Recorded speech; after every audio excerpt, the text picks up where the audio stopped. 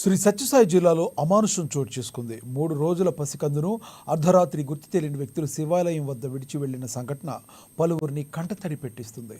చాలకూరు గ్రామం శివాలయం వద్ద అయ్యప్ప భక్తులు ఉదయం స్నానానికి వెళ్లగా అక్కడే చిన్నారి రోదన వినిపించడంతో అయ్యప్ప స్వామి భక్తులు చూడగా 3 రోజుల బాబు కనిపించాడు. వెంటనే స్థానికులు సమాచారం అందించగా ఐసీడీఎస్ సిబ్బంది వచ్చి బాబును స్వాధీనం చేసుకుని హిందూపూర్ ప్రభుత్వ ఆసుపత్రికి చికిత్స నిమిత్తం తరలించారు.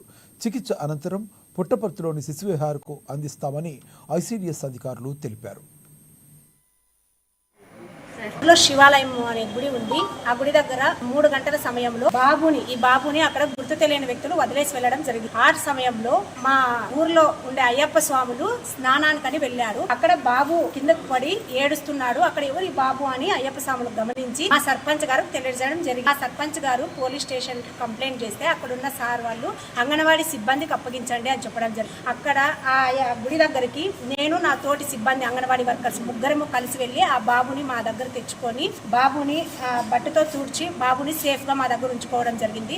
తర్వాత మా ఐసీడీఎస్ సిబ్బంది సూపర్వైజర్, సిడిపిఓ, మహిళా పోలీస్కి, ఏఎన్ఎంస్కి అలానే చైల్డ్ హెల్ప్ లైన్ కూడా కాల్ చేస్తే హిందూపూర్కి తీసుకెళ్లి అక్కడ బాబు హెల్త్ ఎలా ఉంది అని చెకప్ చేయించి తరువాత పుట్టపర్తికి ఉన్న శిశు గృహానికి అప్పగించాల్సిందిగా మాకు తెలియజేసినారు. శివాలయం అనే గుడి ఉంది.